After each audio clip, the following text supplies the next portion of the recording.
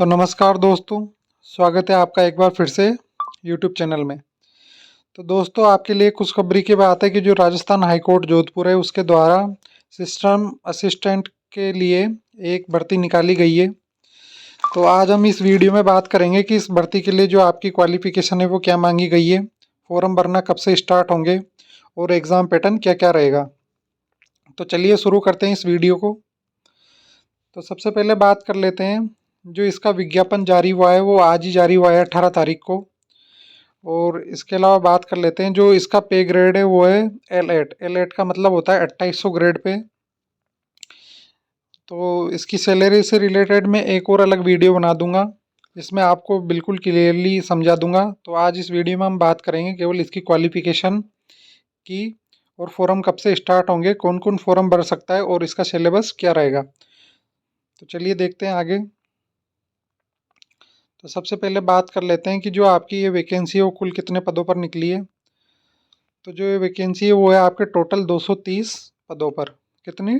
230 पदों पर, जिसमें आपके जनरल कैटेगरी की पोस्ट है वो है 85, EWS की है वो है 23, और SC कैटेगरी की है वो 36, ST कैटेगरी की है 27, और जो OBC नॉन क्रीम लेयर है उनकी है 48, और MBC की है 11 पोस्ट है।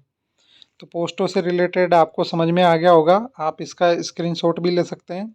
जो टोटल पोस्ट हैं वो तो है 223, और कैटेगरी वाइज आपको मैंने समझाई दी। आप वीडियो को पॉज करके इसका स्क्रीनशॉट भी ले सकते हैं। इसके आगे बात करते हैं। ये कुछ आपकी रिजर्वेशन से रिलेटेड जानकारी है, मैं आपको इम्पोर्टेंट जो आपके लिए वो है वो बताऊंगा। आर्थिक रूप से कमज़ोर, ये आपका इनकम सर्टिफिकेट के लिए है। मैं आपको स्पष्ट रूप से इसमें जो लिखा हुआ है वो पढ़कर बता देता हूँ कि राज्य सरकार राज्य के लिए जारी इनकम सर्टिफिकेट 1 वर्ष के लिए मान्य होगा। एक बार उक्त इनकम सर्टिफिकेट जारी होने के उपरांत अगर प्रार्थी आगामी वर्षों में भी आर्थिक रूप से कमजोर वर्ग के निर्धारित मापदंडों के अनुसार पात्र है, तो ऐसी स्थिति में प्रार्थी द्वारा सत्यापित शपथ पत्र पेश करने पर ही जो आपका इनकम सर्टिफिकेट है वो मान्य होगा। तो ये इनकम सर्टिफिकेट से रिलेटेड है EWS वालों के लिए। नेक्स्ट अपन बात करते हैं इसकी क्वालिफिकेशन, जो सबसे इम्पोर्टेंट है आपकी क्वालिफिकेशन, इसमें क्या क्या मांगी गई है। तो जो आपकी क्वालिफिकेशन है इसमें दे रखा है, स्पष्ट रूप से मैं पढ़कर बता देता हूँ। BE BTech BSc in computer science की आपकी जो BTech हो या BSc कर रखी हो, आपने कंप्यूटर साइंस में कर रखी हो, तो ये तो हो गई आपकी फर्स्ट क्वालिफिकेशन। दूसरा दे रखा है इसमें equivalent degree from recognised university by law in India, कि आपको इसके समतुल्य जो भी इक्विवेलेंट डिग्री है वो होनी चाहिए लॉ के द्वारा। और अगली है क्वालिफिकेशन आपकी graduate in any subject from recognised university with post graduate diploma in computer application. मतलब कि कुल मिला के आपके पास कॉलेज की डिग्री होनी चाहिए, भले आपने BA कर रखा हो, BSc कर रखा हो या फिर BCom कर रखा हो, लेकिन साथ में आपके जो PGDCA का कोर्स होता है, post graduate diploma in computer science, वो होना आवश्यक है। मतलब आपको BA BSc BCom तो कंपलसरी है ही सही, इसके साथ आपको PGDCA का कोर्स भी होना कंपलसरी है। इसके अलावा क्वालिफिकेशन में इन्होंने और करके ऐड कर रखा है post polytechnic diploma in computer application और 3 years diploma in computer science engineering computer application information technology और equivalent from a polytechnic institute recognized by government. तो ये अलग अलग प्रकार की क्वालिफिकेशन है। तो आपके लिए जो क्वालिफिकेशन आपने कंप्लीट कर रखी है इनमें से कोई, तो आप इस फॉर्म को फिलअप कर सकते हैं।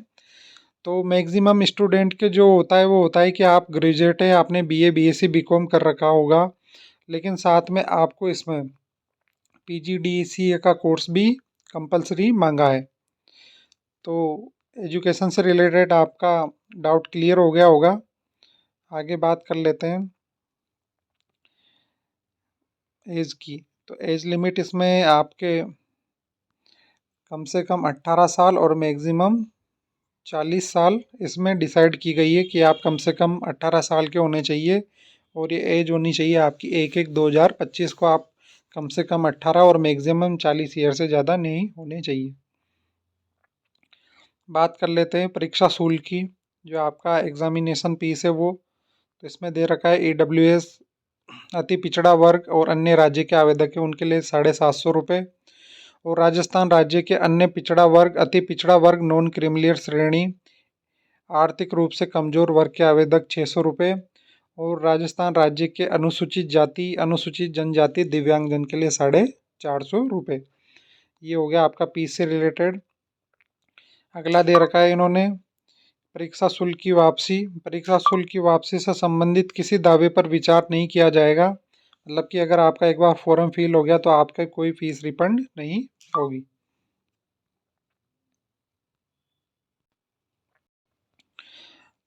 आगे और बात कर लेते हैं कि जो आपके लिए इम्पोर्टेंट बात है वो और क्या क्या है इस नोटिफिकेशन में।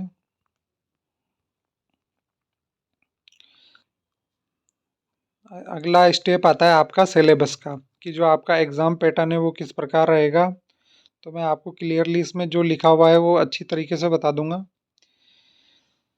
तो जो आपका सेक्शन ए है, मतलब कि जो आपका रिटर्न टेस्ट होगा, मतलब कि जो पेपर होगा वो होगा 100 मार्क्स का। अब 100 मार्क्स में आपका डिवाइडेशन कर रखा है कि जो पार्ट ए होगा उसमें तो 80 क्वेश्चन आएंगे, पार्ट बी में 20 क्वेश्चन आएंगे।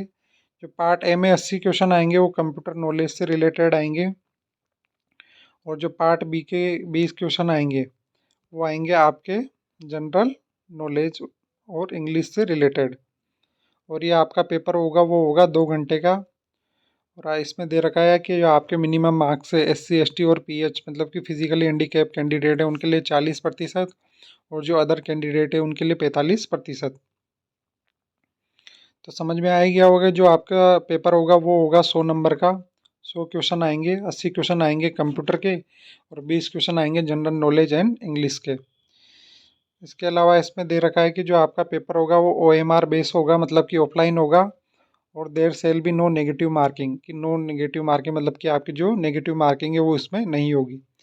और इसके बाद जो आपका कंप्यूटर का पैटर्न है 80 क्वेश्चन का वो कुछ इस प्रकार है। इसमें टॉपिक दे रखे हैं ओवरव्यू टू कंप्यूटर, कंप्यूटर से रिलेटेड जितने भी hardware software, input device output device, data representation हो गया, इंट्रोडक्शन ऑफ ऑपरेटिंग सिस्टम हो गया, डाटा रिप्रेजेंटेशन हो गया। तो आप वीडियो को पॉज करके आराम से देख सकते हैं इसको।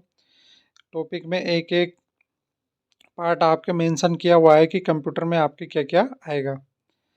तो आप वीडियो को पॉज करके देख सकते हैं। और आपका जो ये बी पार्ट है उसमें भी स्पष्ट दे रखा है कि जो जनरल नॉलेज है उसमें आपके करंट अफेयर्स, जियोग्राफी और नेचुरल रिसोर्सेज, और history and culture of Rajasthan. और इंग्लिश में आपके दे रखे हैं tense, active passive voice, narration, transformation, article, determinants, और सब्जेक्ट वर्ब एग्रीमेंट। ये आपका इंग्लिश का हो जाएगा। तो आप वीडियो पोस्ट करके स्क्रीनशॉट ले सकते हैं इंग्लिश का ये। तो ये आपका रिटर्न पेपर का पैटर्न है। और इसके अलावा जो बी पार्ट होगा वो होगा आपका टाइपिंग टेस्ट। टाइपिंग टेस्ट कुछ इस प्रकार का है। हिंदी इंग्लिश की टाइपिंग होगी 5-5 मिनट की, इसमें स्पष्ट दे रखा है। और 25-25 मार्क्स का होगा ये टाइपिंग टेस्ट आपका, हिंदी का भी और इंग्लिश का। और इसमें एक होगा इफिशिएंसी टेस्ट। तो ये होगा आपके पेपर के बाद। और इसके बाद इसमें पार्ट सी भी दे रखा है पर्सनल इंटरव्यू, जो होगा 20 नंबर का। तो आई होप दोस्तों आपको परीक्षा से रिलेटेड इसमें स्पष्ट समझ में आ गया होगा। और सबसे बड़ी बात आपका जो मैंने शुरू में बताना भूल गया, आपके जो ऑनलाइन फॉर्म भरने की डेट है वो है 4 तारीख 2024, मतलब कि 4 जनवरी 2024 से 3 फरवरी 2024 तक आपके फॉर्म भराई में आएंगे। तो आपकी जो एग्ज़ाम भरने की डेट है वो है 4 जनवरी 2024 से 3 फरवरी 2024। आई होप दोस्तों आपको वीडियो पसंद आया होगा। वीडियो पसंद आया तो अपने दोस्तों के साथ शेयर करें, और चैनल में आप नए हैं तो चैनल को सब्सक्राइब ज़रूर करें। धन्यवाद, थैंक यू, जय हिंद।